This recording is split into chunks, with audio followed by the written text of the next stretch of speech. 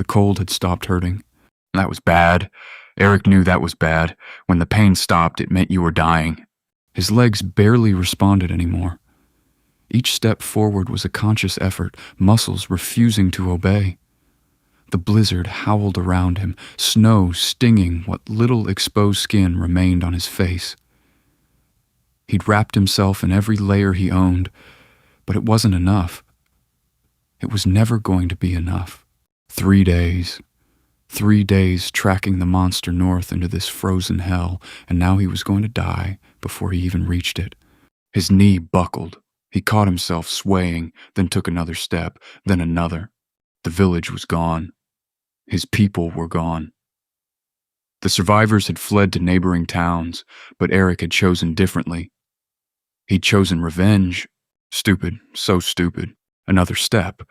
His vision blurred at the edges, darkening. He fell. The snow beneath him felt warm. That was wrong too, but he couldn't remember why. Everything was getting softer, quieter. The howling wind faded to a distant whisper. Get up, you coward." He tried to push himself to his knees. His arms wouldn't move, couldn't move. A hand touched his face. Warmth flooded through him like fire in his veins. His muscles unlocked, pain rushing back in a wave that made him gasp. His vision cleared. Eric rolled over, blinking up at a figure standing over him. A woman. Young, maybe early 20s. Red hair whipping in the wind, fox ears flattened against her head, a fluffy red tail wrapped protectively around her legs. She was wearing a tank top and shorts. In a blizzard. "You're alive," she said, relief clear in her voice. "I wasn't sure I'd gotten to you in time." Eric stared at her. His brain felt sluggish, struggling to process. "How are you not freezing?" "My blessing. She knelt beside him, keeping one hand on his face. Temperature immunity. I always feel like it's the perfect temperature, no matter where I am." The warmth radiating from her touch was the only thing keeping the cold at bay. Without it, he could feel the frost creeping back in at the edges. "That's why you're wearing." He gestured vaguely at her summer clothes. "I don't need heavy furs. She smiled, but it didn't quite reach her eyes. My curse keeps me comfortable." "Curse?" Eric pushed himself up to sitting, making sure to keep contact with her hand. "I don't see how that blessing could be considered a curse. It seems amazing in a place like this. My blessing is Titan's might that gives me incredible strength, but it doesn't seem to be helping me much here." That sounds like a wonderful blessing. I was lucky to get one so rare. Most blessings are weak and not very useful, like slightly more stamina, or being slightly better at chopping vegetables, as you know. But we are all blessed with something, and we should be grateful for what we have. She looked away. I suppose. There was a story there, but Eric was too cold and too grateful to be alive to press. He tried to stand, and his legs immediately gave out.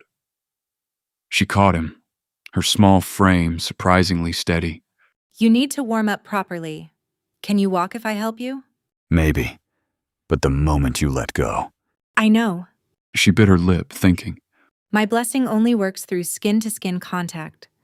To share it with you, we'll need to maintain that. Can you hold my hand?" Eric nodded. He pulled off one of his leather gloves, meant more for gripping a sword than keeping out the cold anyway, and reached for her hand. She helped him to his feet, and he gripped her hand firmly. The warmth spread through him again, more controlled this time. His muscles began to respond properly. "What's your name?" "My name is Saya." "I'm Eric." He looked down at their joined hands, then back at her face. Fox ears, white-tipped tail, soft features currently scrunched in concentration. "Thank you for saving my life." "You're welcome." She gave a small laugh. "Though technically, by the old traditions, that means you owe me a marriage proposal now." Eric blinked. "What?" "It's an ancient fox-kin custom. If a woman saves a man's life, he's supposed to marry her." She waved her free hand dismissively, her tail swishing with amusement. "Nobody actually follows it anymore. It's just one of those old traditions people joke about." "Good to know." Eric said, managing a slight smile despite the cold. She studied him for a moment. What are you doing out here? No one comes this far north unless they have to. I'm hunting something. Eric's jaw tightened. A monster. It destroyed my village 3 days ago. I've been tracking it north. Her eyes widened. The two-headed beast? The one that breathes fire? You've seen it? Its trail, yes. The melted snow is hard to miss. She looked troubled. You're hunting it alone? The survivors fled to other villages. I chose differently. That's She hesitated. very brave. Or very foolish. Probably both. He tested his weight on his legs. Better. Still shaky, but functional. I can't do it alone, though. Not anymore. I nearly died just walking, and I'm not even close yet. Saya looked at him, then at their joined hands. You need me. Yes, I need you, Saya. Eric confirmed. Without you, I'll freeze before I can reach the monster. But I can't ask you to come with me. It's dangerous. You just said you can't do it without me. I know, but Then it's settled. Her grip on his hand tightened. I'll help you. Eric blinked. just like that. I don't exactly have anywhere else to be. Something bitter flickered across her face. And maybe helping you kill that thing will finally make this blessing worth something. There was definitely a story there. But Eric was freezing, exhausted, and in no position to argue with the person keeping him alive. Thank you. He said quietly. Saya nodded. We should get you inside. My cave isn't far from here. We can rest, and you can tell me about this monster you're hunting. Your cave? I've been living out here for about a year now. She gestured ahead through the snow. I saw you collapse from the entrance. Come on, it's just ahead. Lead the way. They started walking, hand in hand, through the blizzard. Eric's claymore hung heavy on his back, and each step was still an effort, but he was alive. That was more than he'd expected 10 minutes ago. So Titan's might, how strong are we talking? Saya said after a moment, raising her voice over the wind. Strong enough to carry a bear. That does sound useful. She glanced at him. What does a village warrior need with that much strength? I was also a hunter, best in my village. Was, past tense. The strength made it easier to take down dangerous prey and kept people safe.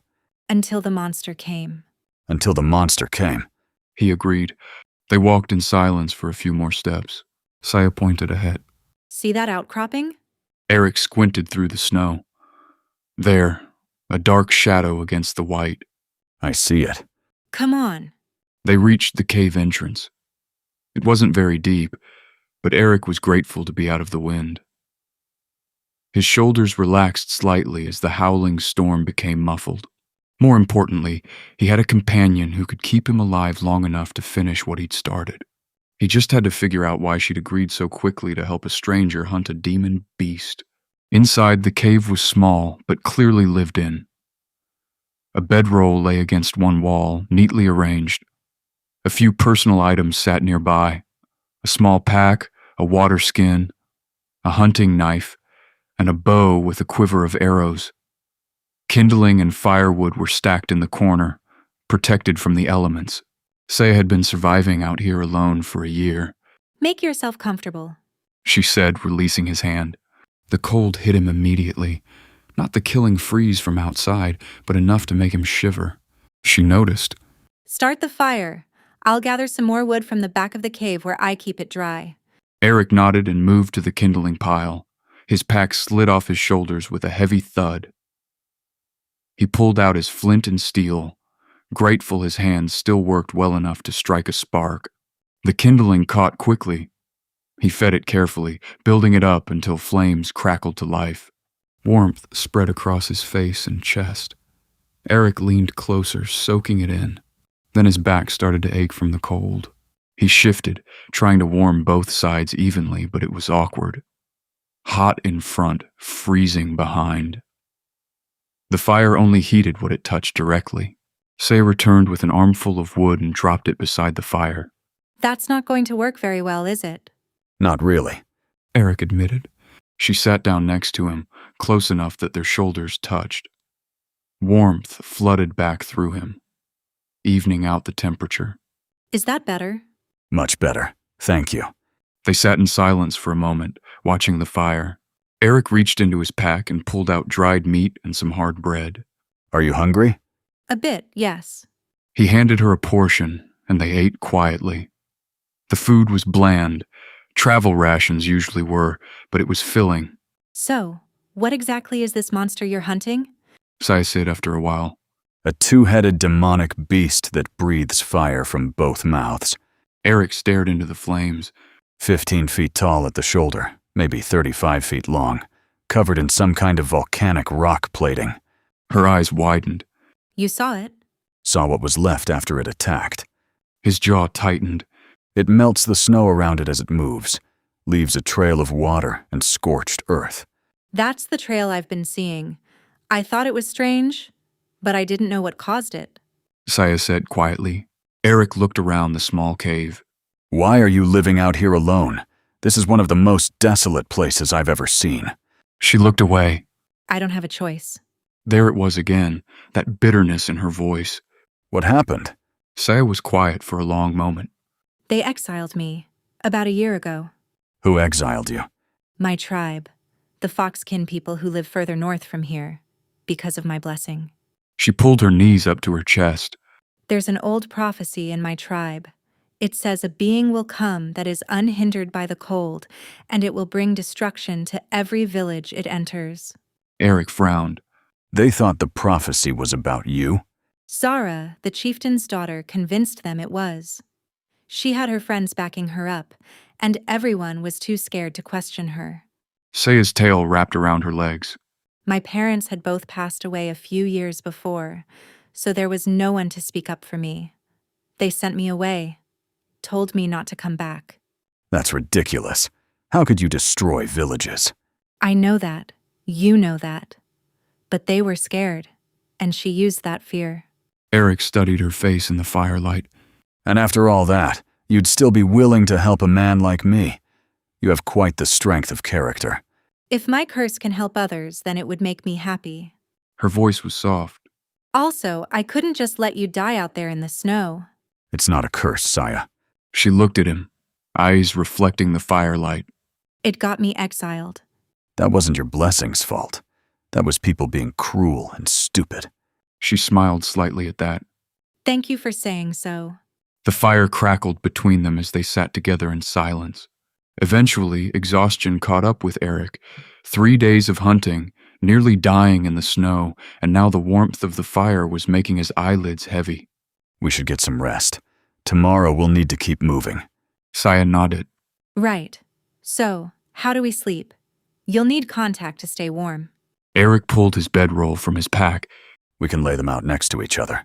But we'll need to maintain contact somehow. We could tie our hands together. Saya suggested. That way we stay connected even if we move in our sleep. That might work. He pulled a length of rope from his pack. They spread out their bedrolls side by side and lay down.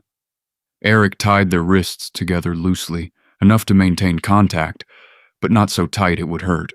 Good night. Saya said softly. Good night. Eric closed his eyes, and despite the awkwardness of the rope, exhaustion pulled him under. He woke to bitter cold. Eric's eyes snapped open, and he immediately looked down at his wrist. The rope hung loose, untied. Saya had somehow slipped out of it. He looked over at her bedroll. She was curled up on her side, facing away from him, completely oblivious. Her tail twitched slightly as she slept. Shivering, Eric crawled over to her bedroll. Saya. He whispered, touching her shoulder. She stirred. The rope came undone. I'm freezing. Oh, She sat up groggily. sorry, I move around a lot when I sleep. It's all right. Let's try again. They tied their wrists together once more and settled back down. This time Eric tried to stay awake to make sure the rope held, but exhaustion won out. The second time he woke freezing, dawn light was filtering into the cave. The rope was untied again. Saya had flopped onto her back, one arm thrown over her head, the other tangled in her bedroll. She slept like a fish out of water, constantly moving, shifting position. Eric sat up, defeated. His whole body ached from the cold and lack of proper sleep. He gave up on the bedroll and moved to the fire instead. The embers were still warm, and he added wood until flames crackled back to life. He sat close to it, trying to warm his front while his back stayed cold, and waited for morning. It had been a miserable night. Saya stirred a while later, sitting up and rubbing her eyes. She looked over at him by the fire, then down at her untied wrist. Oh no, it happened again, didn't it? It did, but it's not your fault. We'll figure something else out. They ate a quick breakfast of dried meat and hard bread, then started packing up. Saya rolled her bedroll tight and stuffed it into her pack along with her few belongings. The water skin, her hunting knife, the bow and quiver of arrows. Eric watched her work. Everything she owned fit into one small pack. A year of survival in the frozen north, and this was all she had. Ready when you are, she said, slinging the pack over her shoulder. They stepped out of the cave into the blinding white of morning. The blizzard had passed, leaving fresh snow covering everything. Eric reached down and pulled off his remaining glove, then took Saya's hand. Warmth spread through him immediately. The tracks I saw were to the east, about an hour or two from here. Saya said, pointing. Lead the way. They set off through the snow, hand in hand. The landscape was barren, just endless white in every direction, broken occasionally by jagged rocks or sparse, stunted trees. After a few hours of walking, Saya stopped. There, do you see it? Eric looked where she was pointing. A wide path cut through the snow, maybe 15 feet across. The snow had been completely melted in a long trail, though wind-blown drifts had partially filled it in. But the path was still clearly visible, a dark scar across the white landscape. That's it, Eric said quietly, his jaw tightened. That's the trail. They walked to the edge of the melted path. Up close, Eric could see scorch marks on the exposed rocks, patches of blackened earth where the monster's heat had burned through the snow all the way to the ground. It's heading north, Saya said quietly. They started following the trail, the melted tracks making the walking easier than trudging through deep snow. The temperature seemed to have dropped even more over the last few days, and even with Saya's blessing, Eric could feel the difference in the air. Can I ask you something? Saya said after a while. Of course. Why are you doing this? Why risk your life hunting something that will probably kill you? Eric was quiet for a moment. I heard about the beast weeks before it reached my village. Other towns, other settlements. They'd sent messengers warning everyone. A two-headed demon was moving north, destroying everything in its path. So what did you do? I thought I could stop it before it reached us. I'm the strongest warrior my village had. If anyone could do it, it should have been me. His voice went flat. But I couldn't find it. I tracked rumors and reports for days, always arriving too late. And when I finally gave up and came home, Your village was gone. everyone I'd sworn to protect, dead or scattered because I wasn't there. He stared ahead at the melted trail. I should have been there. Should have stayed and defended them instead of chasing after something I couldn't find. Saya squeezed his hand. You were trying to save them. I failed. You were trying. She repeated firmly. That matters. Does it? When the result is the same? Yes, it does. She looked up at him.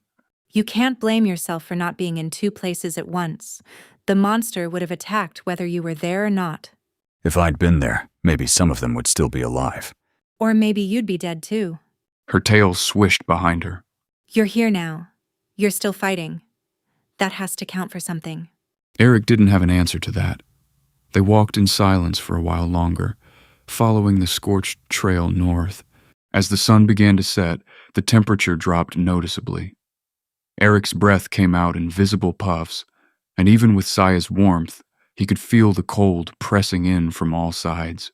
We should stop for the night. It's getting dark. Eric looked around at the barren landscape. We're exposed out here. Should we make a fire? I wouldn't recommend it. Fire attracts predators. Arctic wolves, snow bears. Anything looking for warmth? Right. No fire then.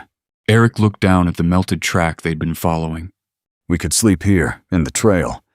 At least the snow's already cleared. That could work. They stopped and pulled out their bedrolls. The temperature had dropped significantly since the previous nights, and Eric could feel it in his bones. We should share a bedroll, He said, trying to keep his voice matter-of-fact. Out here exposed, without a fire, the cold could kill me, and tying our hands together clearly doesn't work. Saya nodded slowly. That makes sense, but She gestured at his heavy coat and layers. you're covered in thick clothing. Right now, only your face and one hand are bare. It'll be easy to lose contact in our sleep. Eric understood what she was suggesting, but he still hesitated. You think I should? Take your shirt off. She said bluntly. More exposed skin means a better chance of maintaining contact while we sleep. It's just practical. She was right. It was practical, necessary even. But Eric hesitated. I've only known you for a day. I don't want to make you uncomfortable. It's more important that you survive the night than worry about being proper. Saya said firmly. And this is my fault anyway. I'm the one who moves around in my sleep. If taking your shirt off keeps you alive, then that's what we need to do. All right, if you're sure. I'm sure. He started removing layers. The heavy coat came off first, then the tunic beneath, until he was bare-chested in the freezing air. The cold hit him like a physical blow, and he quickly pulled his coat back on over his bare skin to keep from freezing while they set up. Saya spread out her bedroll, then gestured for him to lie down. He did, keeping the coat on for now. She lay down next to him, close enough that he could feel her warmth even through the coat. Then she looked up at him expectantly. The coat needs to come off now. Eric nodded and shrugged out of it. The cold slammed into him immediately, but Saya pressed closer, her warmth driving it back. She pulled her bedroll over both of them like a blanket. This was much better than tied hands. Her warmth surrounded him, steady and reliable. But it was also intimate. More intimate than anything he'd done with anyone in years. Is this all right? Saya asked quietly. Yes, it's working, thank you. They lay there in awkward silence for a moment. Good night, Eric. Good night, Saya. Eric closed his eyes and tried to sleep. Despite the awkwardness, exhaustion, and warmth pulled him under quickly. He woke in the middle of the night to sharp pain in his ribs. Saya had rolled onto her side, facing away from him, and her elbow had jabbed directly into his side. Eric shifted slightly, trying to move away from it. But the moment he did, cold crept in where they weren't touching. He had to stay close. He tried to reposition himself to find an angle that didn't hurt. But every time he got comfortable, she shifted in her sleep and found him again. Then she flopped onto her back suddenly and caught him square in the face. Pain exploded across his cheekbone. Eric bit back a curse, his eyes watering. This was going to be a very long night. By morning, Eric was exhausted. His ribs ached, and he could feel his left cheek swelling. Saya woke and sat up, blinking in the early light. Did you sleep well? Eric pulled his shirt back on, wincing slightly. He could tell from the way his face felt that he had a bruise forming. Not really. You kept jabbing me all night. Oh no. She looked genuinely distressed. Then her eyes widened as she saw his face. Is that a bruise? Did I do that? It's all right. Eric touched his cheekbone gingerly.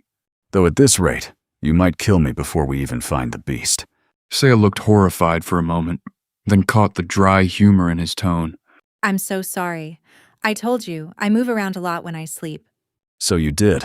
Eric managed a slight smile despite the throbbing in his face. We definitely need to find another solution for tonight. 2 nights, 2 failed sleeping arrangements. There had to be a better way. They packed up and started walking again, following the scorched trail through the endless white. Does it hurt badly? Saya asked, glancing up at his bruised face with guilt in her eyes. I've had worse. That doesn't make me feel better about giving it to you. It's not your fault, and we'll figure it out. I'm just grateful to have you keeping me alive out here in the cold. They continued in silence for a while, the only sound the crunch of their boots on the cleared ground of the monster's path. Then Saya stopped abruptly. Wait, do you hear that? Eric listened. A low, growling sound carried on the wind, getting closer. He looked up and saw movement in the distance, gray shapes loping toward them across the snow. Wolves, Arctic wolves, at least 5 of them, maybe more. Stay close to me, Eric said, releasing Saya's hand. The cold hit him immediately, but he ignored it. He unslung his claymore from his back, gripped the scabbard with his left hand and the hilt with his right, then drew the blade in one smooth motion. The scabbard dropped to the snow. The wolves were closing fast, spreading out to surround them. Eric looked at Saya, then at the approaching pack, then back at her. He needed to maintain contact with her to stay warm, but he also needed his sword hand free. The first wolf lunged. Eric swung his claymore, still gripping Saya's hand with his left. The blade caught the wolf mid-leap, but Saya stumbled as he moved, nearly falling. I can't keep up with you, she said, her voice tight with fear. Another wolf attacked from the side. Eric pulled Saya sharply to dodge, but the movement was clumsy, restricted. This wasn't working. The wolves were too fast, and he was too limited trying to keep her safe while fighting. Eric made a quick decision. In one smooth motion, he grabbed Saya around the waist and tucked her under his left arm, carrying her against his side like a sack of grain. Hold on tight. This is ridiculous, she said, gripping his bare hand tightly. Completely. But it'll work. Another wolf lunged at them. Eric's claymore moved in a blur, the massive blade cutting through the air with precision. The wolf never had a chance. One strike, and it went down hard. The remaining wolves hesitated, circling warily. Eric shifted his stance, adjusting his grip on Saya. She weighed almost nothing compared to what his blessing allowed him to lift, but fighting one-handed with someone tucked under his arm was definitely new. 2 wolves attacked simultaneously from different angles. Eric spun, his claymore sweeping in a wide arc. The blade caught the first wolf mid-leap, sending it tumbling into the snow. Without breaking momentum, he reversed the strike and brought the blade down on the second wolf. This is really awkward, Saya said from under his arm. I know. Can you bear with it a bit longer? I don't have much choice, do I? 3 more wolves circled, more cautious now. They'd seen what happened to their packmates. Eric watched them, his breathing steady. This was what he'd been trained for, reading opponents, anticipating attacks, ending fights quickly. The wolves were fast and vicious, but they were predictable. One darted in from his right. Eric's blade intercepted it with casual efficiency. Another tried from the left. Same result. The last wolf, clearly the smartest of the pack, turned and ran. Eric waited, making sure it wasn't coming back. When he was satisfied, he released Saya from under his arm. She stumbled slightly, then looked up at him with wide eyes. That was incredible. Eric set her down carefully and looked at her with concern. I'm sorry for the rough treatment. Are you all right? I'm fine, just a bit jostled. She brushed snow off her clothes. That was incredible, though. I've never seen anyone fight like that. I'm just glad neither of us got hurt. Eric surveyed the bodies. We should take some of the meat. Wolf isn't great eating, but we need food for the journey. I can help with that. I've been hunting for a year. I know how to dress game. They worked together, Saya using her knife to cut away usable meat while Eric gathered wood for a fire. It felt strange building a fire in the middle of the day, in the middle of the monster's trail, but they needed to cook the meat. The fire crackled to life, and they spitted chunks of wolf meat over the flames. How does it taste? Saya asked, watching the meat cook. Like I said, not great. Gamey and tough.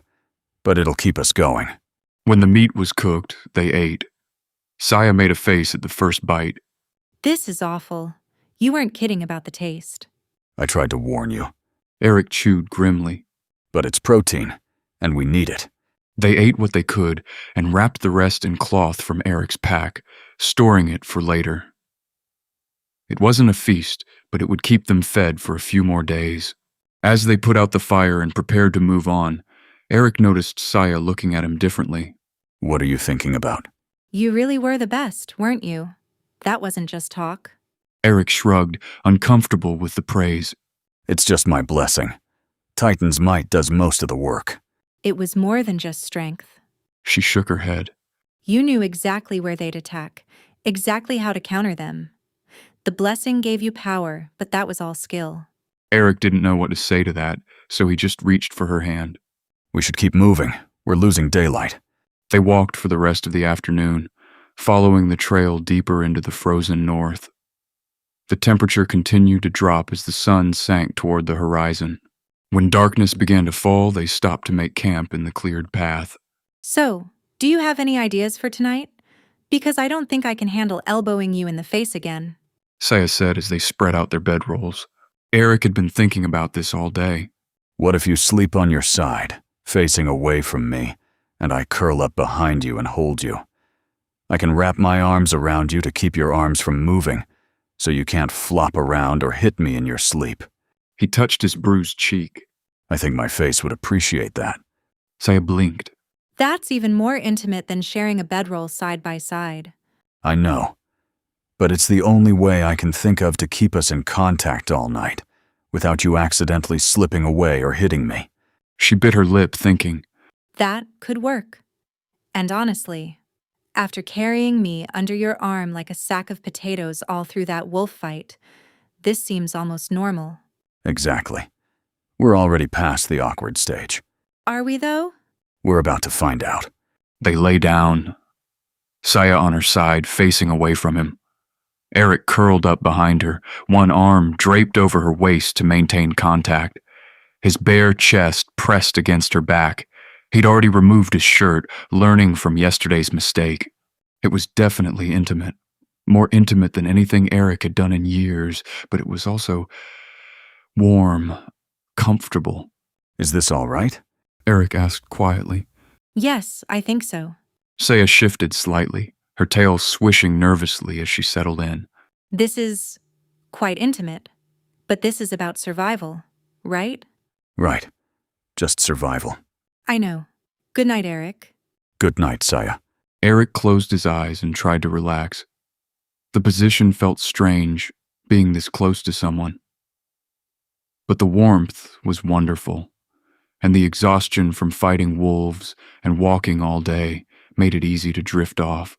For the first time since leaving the cave, he slept through the night without waking up freezing or in pain. When morning came, he found that Saya had indeed moved around during the night. She'd flopped onto her back at some point and then rolled to face him. But they'd stayed pressed together the whole time, his arms still around her. It had worked. Finally, they'd found a solution that actually worked. Saya's eyes fluttered open, and she blinked up at him sleepily.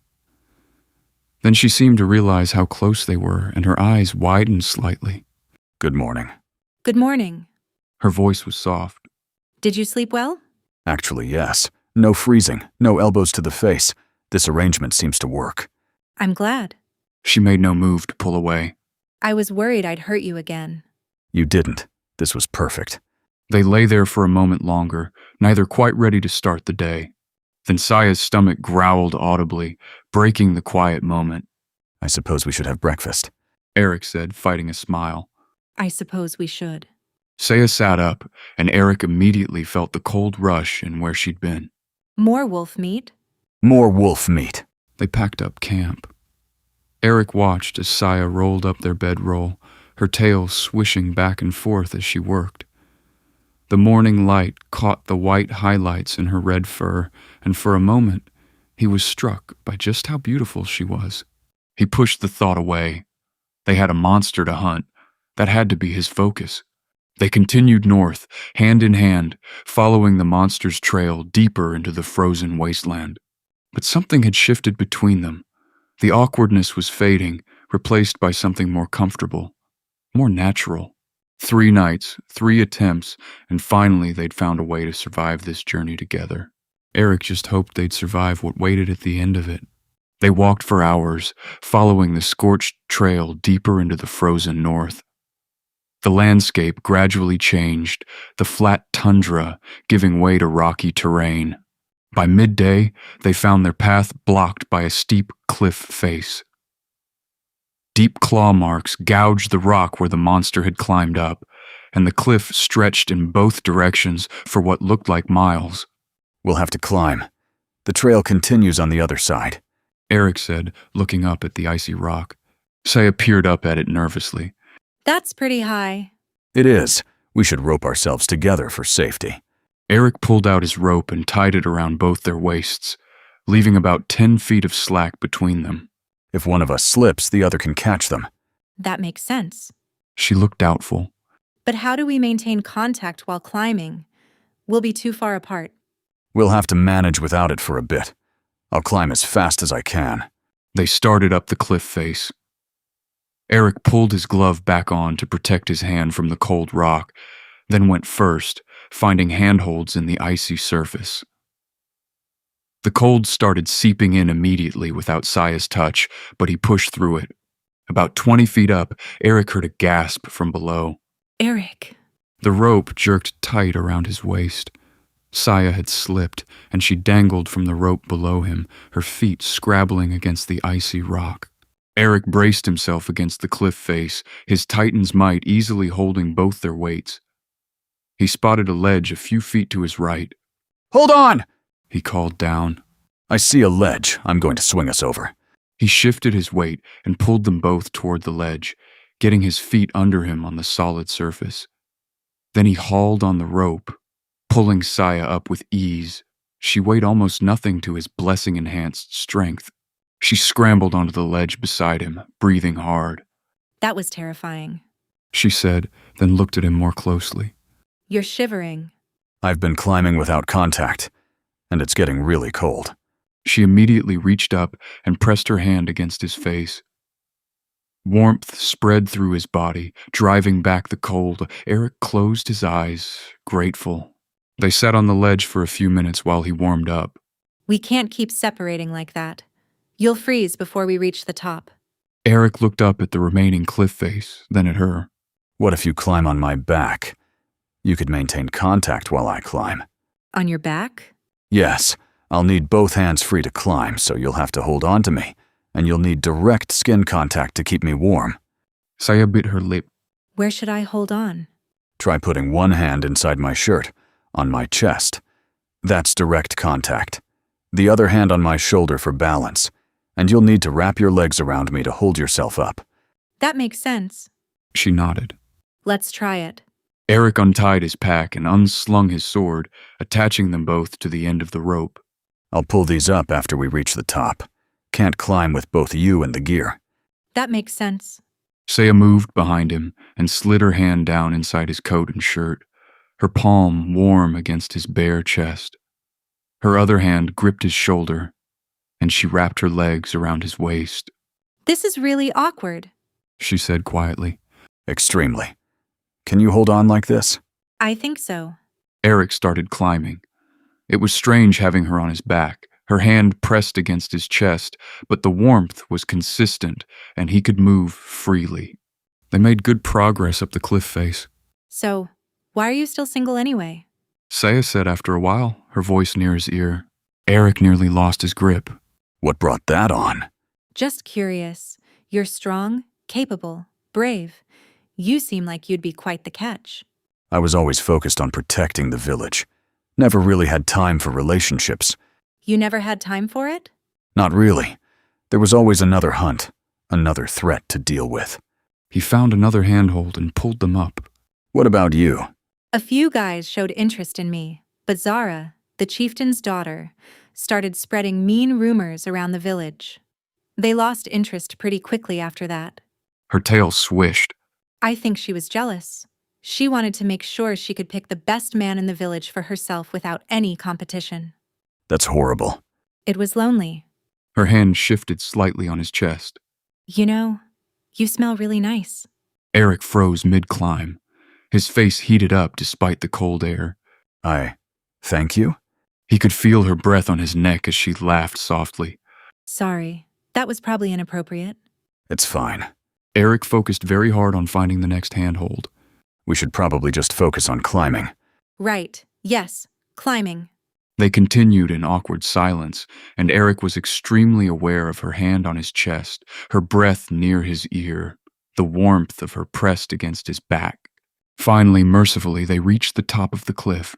Eric pulled them both over the edge, and they stood there, catching their breath. Saya removed her hand from his shirt and stepped away, unwrapping her legs from around him. That was intense. Eric nodded, then turned back to the cliff edge. He hauled on the rope, pulling up his pack and sword from below. Within moments, he had his gear back. He coiled up the rope and packed it away. They stood there awkwardly, not quite meeting each other's eyes. So we should probably keep moving. Yes, that's a great idea. Saya said quickly. They started walking hand in hand again, and Eric tried very hard not to think about how nice she'd said he smelled, or how natural it had felt having her that close. They had a monster to hunt. That was what mattered. That evening, they made camp in the cleared trail again. The temperature had dropped even further, and Eric was grateful for the spooning arrangement as they settled in for the night. Saya lay in front of him, and Eric curled up behind her, his arms wrapped around her to keep her from flopping.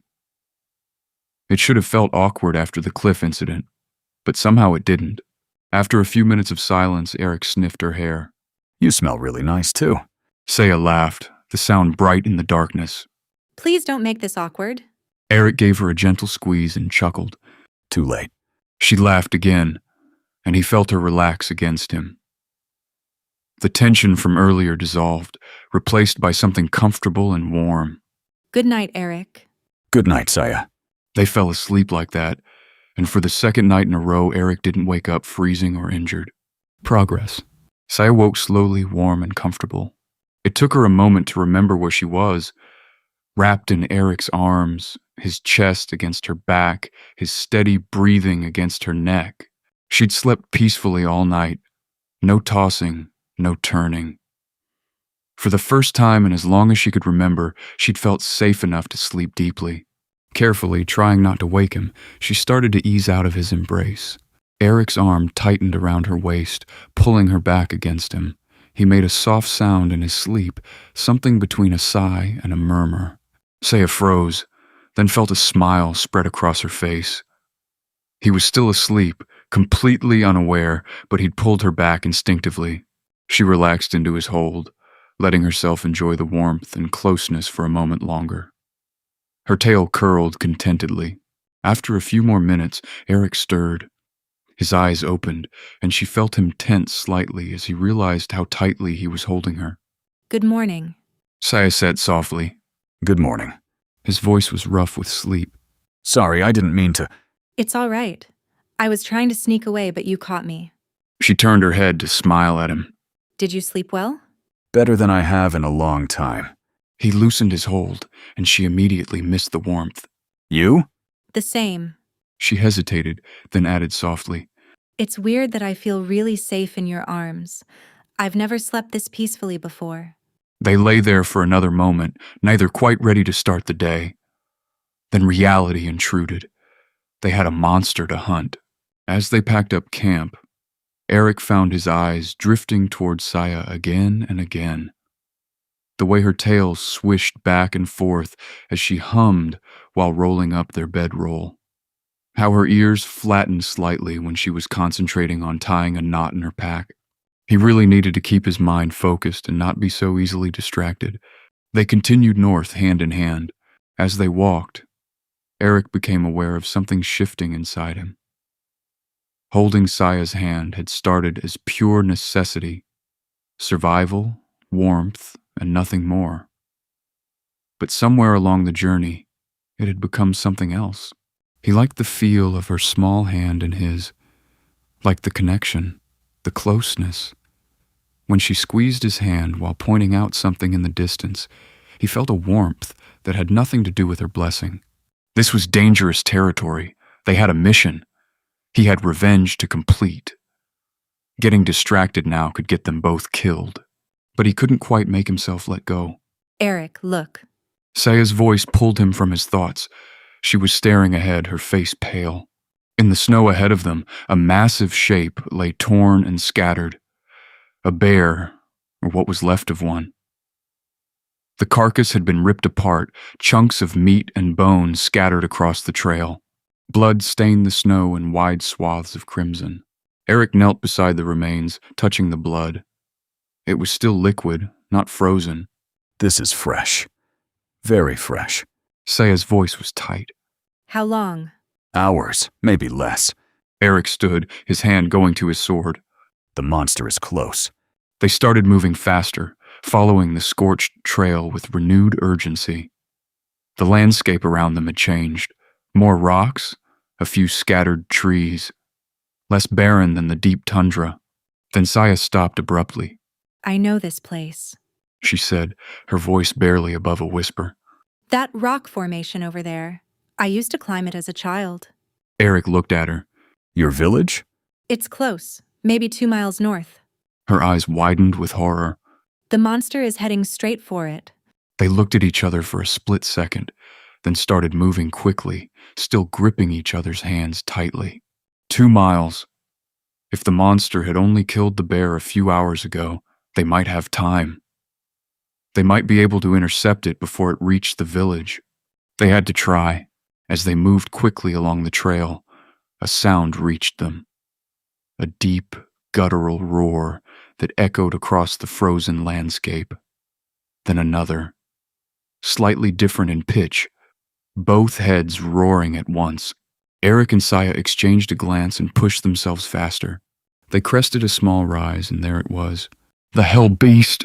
Even from a distance, it was massive, 2 heads swaying on thick necks, each the size of a horse. 4 legs like tree trunks. The volcanic rock plating covered its body, glowing red-hot between the plates where its internal fire burned. It was heading straight for the village. Eric could see the cluster of buildings in the distance, smoke rising from chimneys. People going about their day, completely unaware of what was coming. Stay here. Get to safety. I'll handle this. Eric said, already dropping his pack and unsling his claymore. No, Eric. Before he could argue, Saya jumped onto his back, wrapping her legs around his waist and sliding one hand down inside his coat and shirt to press against his bare chest. Her other hand gripped his shoulder. I can't do much, but I can help in the small ways I can. She said, her voice firm despite the fear he could hear in it. Eric felt a surge of warmth that had nothing to do with her blessing. She trusted him. Completely. If you're sure, then hold on tight. He placed his hand over his coat, pressing her hand more firmly against his chest. He drew his claymore and started running.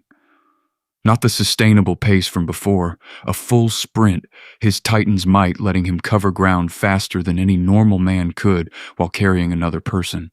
The monster's head swiveled toward them as Eric shouted. Hey, over here, you bastard! Both heads focused on him, eyes glowing like embers. The monster charged, massive legs churning as it closed the distance between them. When it was only 20 feet away, both mouths opened wide. The dual fire breath erupted, twin streams of flame roaring toward them. Eric braced himself and threw his arms up to protect his face and Saya. The fire washed over them, the heat so intense his coat and sleeves began to smoke and singe.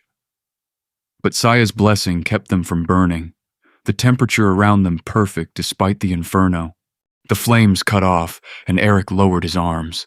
His clothes were scorched in places, edges blackened, but they were alive. The monster charged again. Here it comes, Saya called out. The first head struck, jaws gaping. Eric dodged left, his blade flashing out to catch the second head as it tried to flank him. The claymore bit into the softer flesh between the rock plates, and the monster shrieked. Right side. Saya warned. Eric spun, bringing his sword up to block a claw strike. The impact jarred his arm, but he held firm. He swung his claymore at the beast's armored shoulder. The blade struck the volcanic rock plating with a metallic clang and bounced off, barely leaving a scratch. The plates are too thick, Saya called out. I'll try between them. He drove forward, this time aiming his blade for the gaps in the armor where flesh showed between the rock plates. The claymore struck true but only cut shallow. The beast twisted away at the last moment. Dark blood welled from the wound, and the creature shrieked. Both heads snapped at him. He ducked one, parried the other with his blade, his movements precise despite Saya's weight on his back. Eric found another gap between the plates and drove his claymore deep into the monster's side. The beast roared, thrashing violently. Eric tried to pull the blade free, but it was stuck. Through the sword's hilt, he could feel the heat building. The monster's internal fire was overwhelming the metal. The blade began to glow red where it disappeared into the creature's body, then white hot. The sword snapped. Eric stumbled back, half a claymore in his hands. The broken end glowed with residual heat, and the other half remained buried in the beast's side. His sword was useless now. He needed another way to fight it. Is there a lake nearby? Eric called out. Yes. Saya pointed to the right, down the hill. There, the frozen lake near the village. Eric understood what he had to do. He grabbed one of the beast's attacking claws with his free hand, using his strength to yank it off balance. The creature stumbled, and Eric sprinted past it toward the lake. The monster gave chase, both heads roaring. They reached the frozen lake, and Eric's boots hit ice. He sprinted toward the center, his feet slipping on the smooth surface. He caught himself before falling, adjusting his stride to keep his balance. The monster charged onto the ice behind them, both heads roaring. Eric spun to face it. This is insane. I know. Eric fought defensively now, his broken sword still sharp enough to wound. Heat radiated from the beast like the depths of hell itself, waves of scorching air rising from its volcanic body. He kept it engaged, darting in and out just enough to hold its attention, forcing the monster to stay in place as its intense heat worked against the ice beneath. The ice beneath the creature began to crack and hiss. Water pooled around its feet, where the heat melted through. It's working. Saya's grip tightened. The beast lunged, and Eric sidestepped. One massive foot came down hard on the weakened ice, and the cracking sound was like thunder. The ice gave way. The monster plunged through with a roar, its glowing body hitting the frigid water. Steam erupted in massive clouds. Eric grabbed Saya and threw her toward the shore.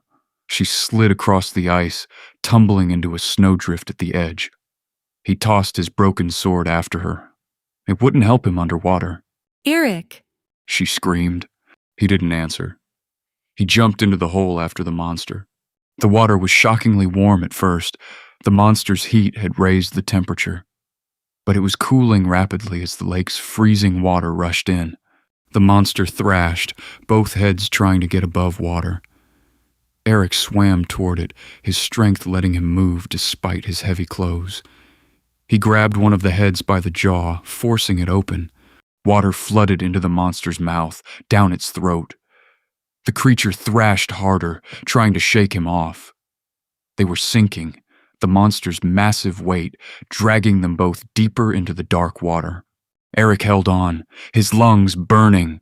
The second head swung toward him, and he kicked off the monster's body, narrowly avoiding its jaws. They continued sinking, deeper and deeper. The water was getting colder.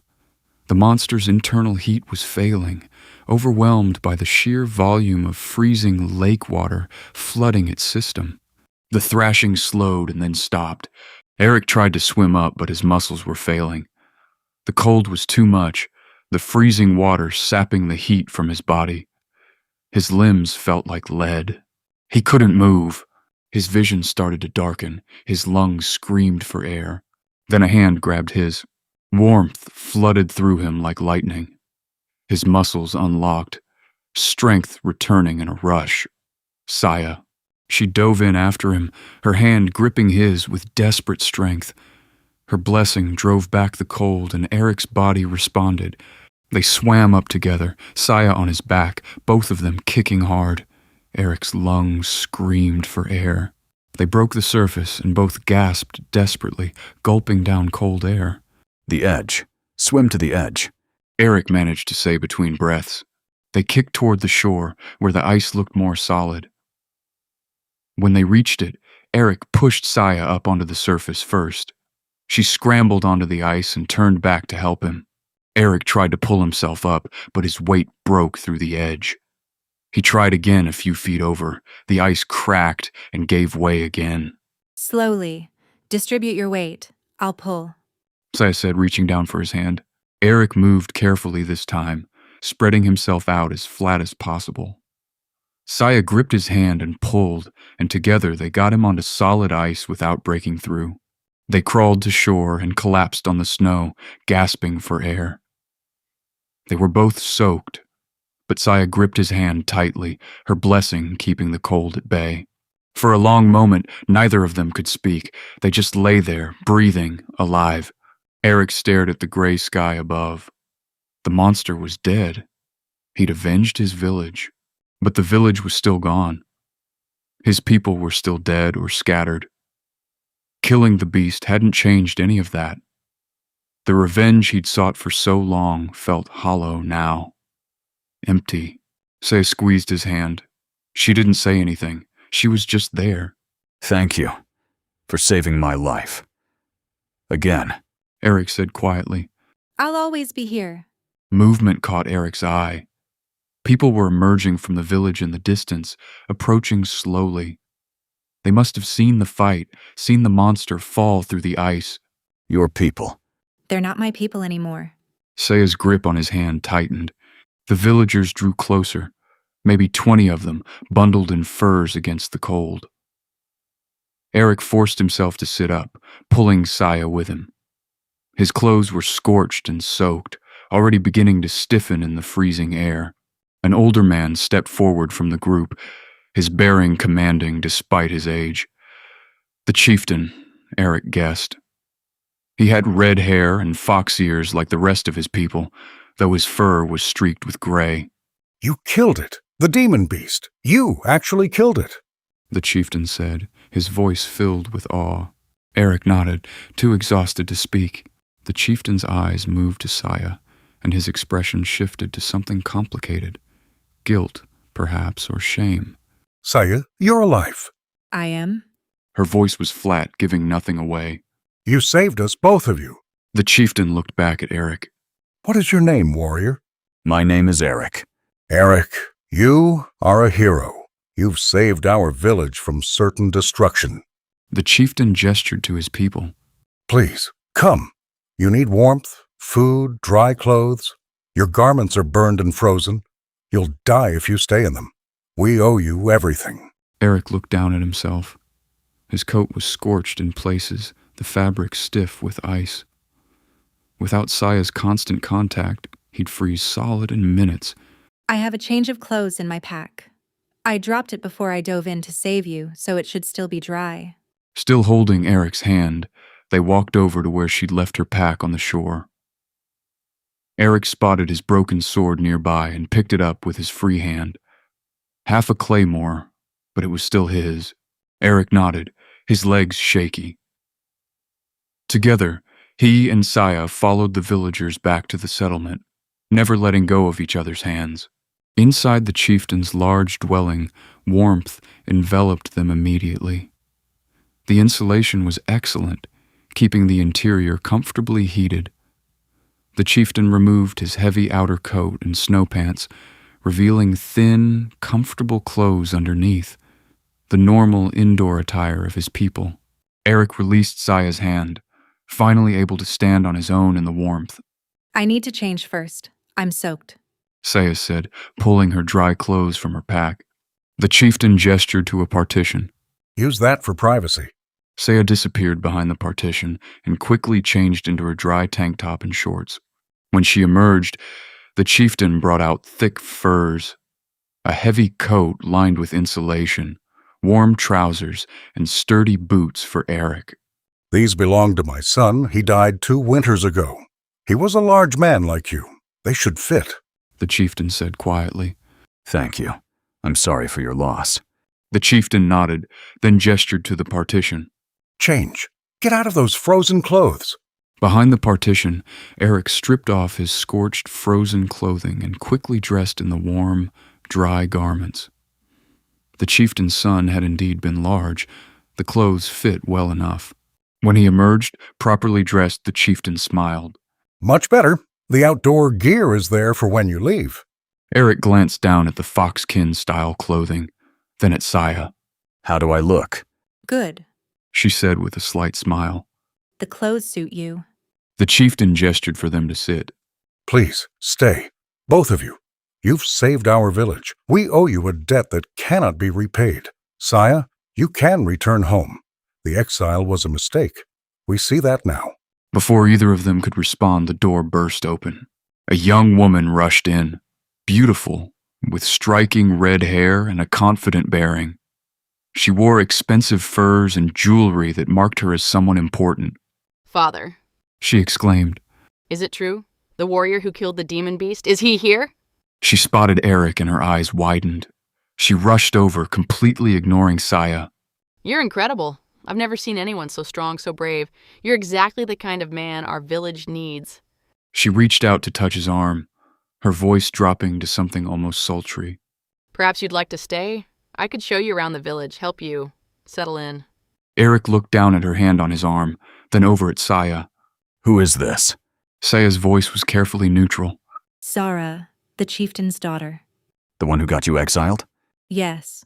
Oh, the one that got you exiled. Eric reached over and took Saya's hand. He looked back at Zara with a polite smile. I think I'll be fine, but I appreciate the offer. Zara blinked, clearly not used to rejection. But Eric walked past her without another word, keeping Saya's hand firmly in his. He turned to the chieftain. Thank you for the clothes and your hospitality. But I'm heading back south. I have nothing left in the north. He looked down at Saya. I know we've only just met a few days ago, but would you come with me? Saya's face lit up. Yes, I like that very much. wait, Zara said, her voice sharp. Father, you can't let her just... Zara, be silent. The chieftain said quietly. Saya stepped forward, her voice clear and carrying. If I'm going to follow you all the way back to the south, then there's something I'd like to invoke. An old tradition. The chieftain's eyebrows rose. Which tradition? The marriage rite. I saved Eric's life. Twice, actually. Saya looked up at Eric. By our laws, that means you owe me a marriage proposal, and I'm claiming it. The room went completely silent. Eric looked down at her, and a slow smile spread across his face. Nothing I'd like more. Really? You would? Saya's eyes were bright. Yes, I really would. The chieftain cleared his throat. This is unexpected, but the tradition is clear. If you both consent, He looked between them. I should arrange a proper ceremony, 3 days hence, with a feast. No. Marry us right now, please. I don't want to stay here any longer than necessary. Eric squeezed her hand. I agree with her. The chieftain sighed, then nodded. Very well, but a marriage requires witnesses. He turned to one of the villagers nearby. Gather the elders. Have them meet us at the town hall immediately. The villager hurried off. Come, let's make this official. The chieftain said to Eric and Saya. They walked through the village to the town hall, a large building at the center of the settlement, warm and spacious enough to hold the entire community. The chieftain led them inside.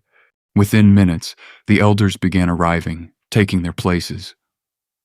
Word had spread, and townsfolk started filing in as well, curious to see what was happening.